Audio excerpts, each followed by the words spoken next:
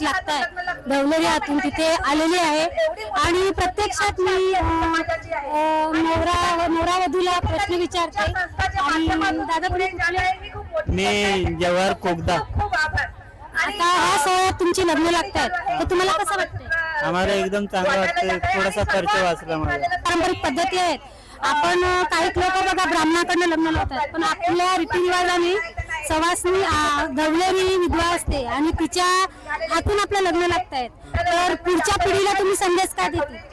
म्हणजे जे विधवा बाय त्यांना काही लोक वाईट नजरेने बघतात, ते चांगल्या नजरेने बघतात हे आणि चांगल्या रीतीने लग्न लागतात, तेच चांगलं आहे। बाकी धवलेरी जी आहे ती त्याच्या साह्याने लग्न लागलं पाहिजे। ताई तुम्ही कुठल्या? मी जव्हार शिवाजीनगर। तुमचे नवरावधी इथे कोण आहेत का? पोरगा नाही, नातेवाईक म्हणजे शेजारी आहेत। तर आज त्यांची धवलेरीकडनं लग्न लागतायत तर तुम्हाला कसं वाटतं? छान वाटतं, कारण काय आपल्या रीतिरिवाज प्रमाणे धवलेरी विधवा असते आणि तिच्या माध्यमातून आपली आता युवा पोरांची लग्न लागतात।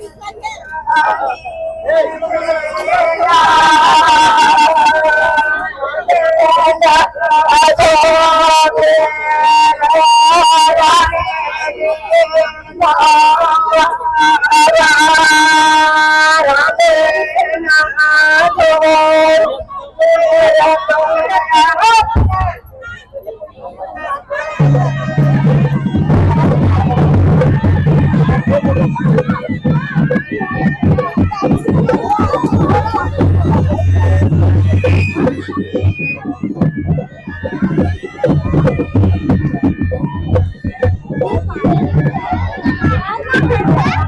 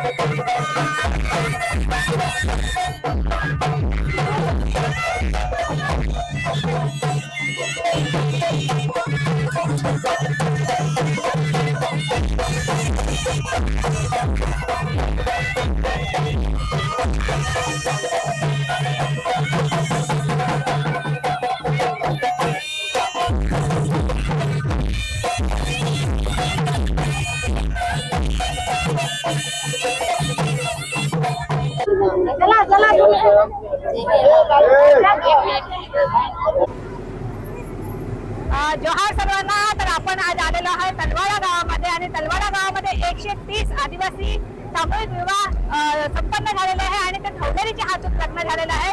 तर हे आपण बघतोय जोडपे आणि नवरा नवरी आहे हे ह्यांचा अनुभव ह्यांच्याकडनं आपण ऐकून घेऊया.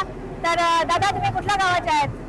मॅडम मी वेती कातकरी पाड्यावरनं आलोय इथं. सर्वात पहिला युवा परिवर्तन मॅडमचा सर्वात पहिला आभार आहे माझ्या.